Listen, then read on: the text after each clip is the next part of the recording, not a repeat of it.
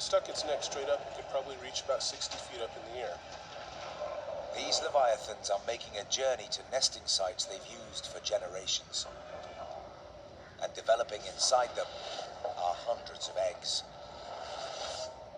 They're the future of a species that will be around for 15 million years, more than 75 times longer than humans have been on Earth. Yet each egg is no larger than a cantaloupe melon. I think it's a very beautiful idea that you have this little egg that's surprisingly small, and out of it comes a baby sauropod that's about the size of a rabbit, and in 2 or 3 decades, it's going to be a 50-ton adult. But why does this huge animal have such small eggs? Sauroposeidon eggs, like all eggs, are honeycombed, with tiny pores to let oxygen in and carbon dioxide out. Bigger eggs need more air holes, but if they get too big, the shell collapses. That's why, even today, no bird lays a larger egg than an ostrich, which weighs just over 1 kilogram.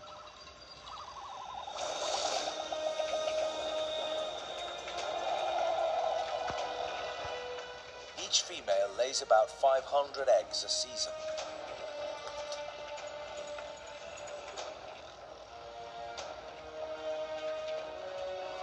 The moment an egg hatches marks the beginning of a race for survival. A race that virtually all of them will lose. Being a hatchling, you don't have horns, you don't have plates, you don't have any kind of armor on the body. Practically anything to gobble it up. Thousands of defenseless hatchlings are let loose into a world of fierce predators. It's a brutal way to raise a family. Sauropods were just trying to flood the environment with babies, just in the hopes that a few survive.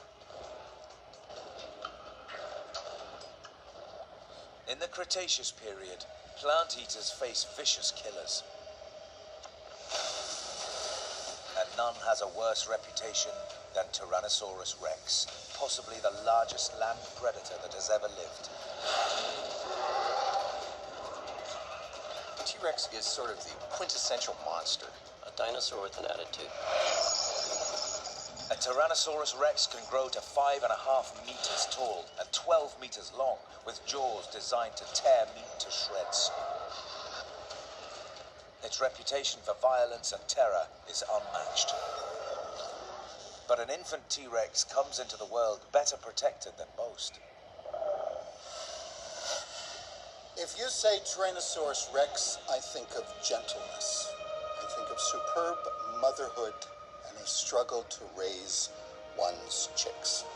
The dreaded Tyrannosaurus rex, it turns out, is one of the most nurturing of all dinosaur parents. It means taking care of the eggs, sticking around the nest, defending the nest, and keeping track of its progress. Tyrannosaurus rex means tyrant lizard king. And this beast rules a world where physical traits more than intelligence determine winners and losers. But T-Rex has both superb biomechanics and, by dinosaur standards, a sharp intellect. It was the result of many millions of years of specialization for large body size, for focus on prey, for sensory apparatus, and for the ability to dispatch a large herbivore. With things like Tyrannosaurus rex, you have bigger brains, you have the option for more complex behaviors, especially when it comes to parental care. For 3 months, an adult delicately guards the nest to ensure the survival of their youngsters and the continuation of their genes. You've got to have somebody that's very attentive when these little things hatch. Inside the egg, the embryo breathes in oxygen and exhales carbon dioxide. The CO2 dissolves in fluid, making carbonic acid, which will slowly weaken the shell. Before long, a meter-long T-Rex chick breaks free. You can imagine T-Rex helping its young out of the shell, even with those big giant jaws. The hatchling is tiny compared to its gigantic parents, and it's immediately under threat.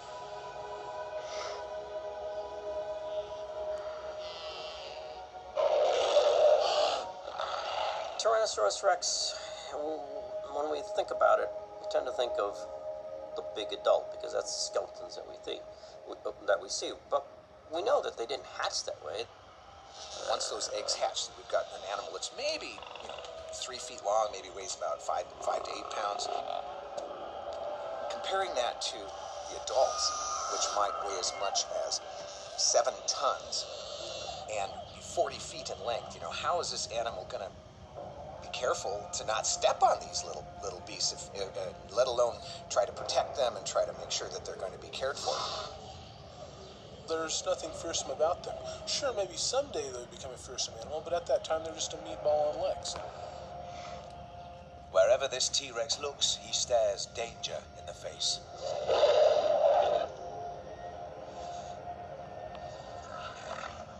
There were crocodiles, medium, large, just gigantic, that could plop down, swallow baby T-Rexes like maraschino cherries. Clearly, a young T-Rex is very susceptible to being eaten by just about everybody else who's around who likes to eat meat. And danger isn't limited to the ground.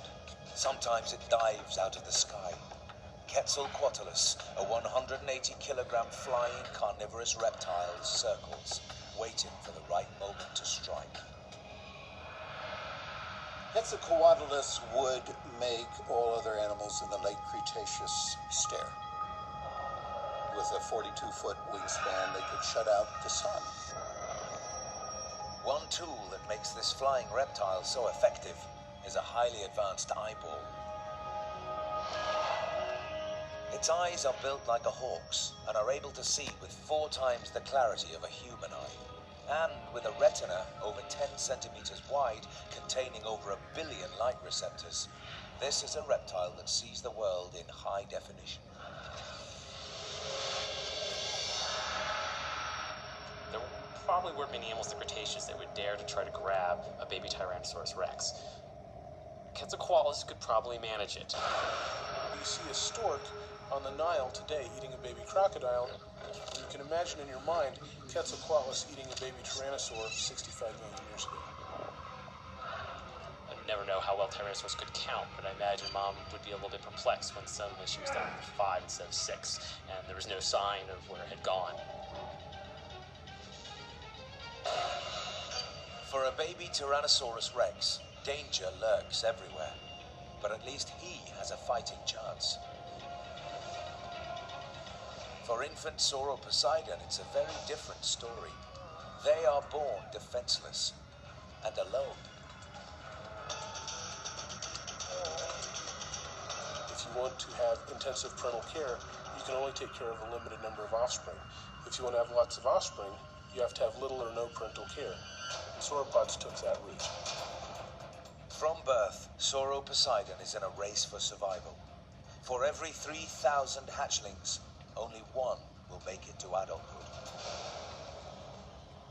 And to become that one survivor, it must fend for itself for years. For this future giant, there's just one rule: grow or die. When we look at sauropod track sites, where we have tracks of hundreds of individuals all together, there's a curious thing. These big groups of sauropods always include only the adults and the animals down to about 1/3 of full size. Growing up alone means growing up in constant danger. So think about a juvenile sauroposeidon that's the size of a pony or a horse. It has no sharp teeth, no plates, no spikes, no horns, no armor. It's not even very fast. And so what would happen to those juvenile sauroposeidons if they were faced by a pack of Deinonychus? Well, they would die. And Sauroposeidon navigates a world of hungry predators. When you start off coming out of the egg and you're less than, say, 2 feet long, and you're in a world full of predators that are loading to crunch on you, then you need to get big fairly quickly.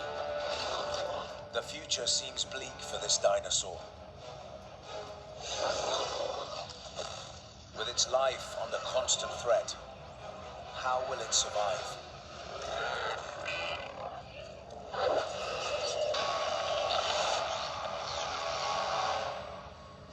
Tyrannosaurus Rex, a skull 1.5 meters long, up to 60 serrated teeth, able to cover 5 meters in a single stride. This is one of the biggest carnivorous dinosaurs ever to walk the earth.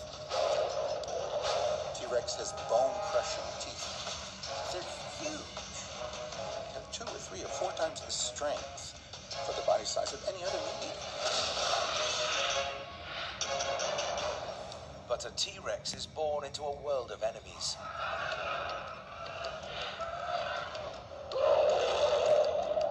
And survival for this Goliath is never guaranteed.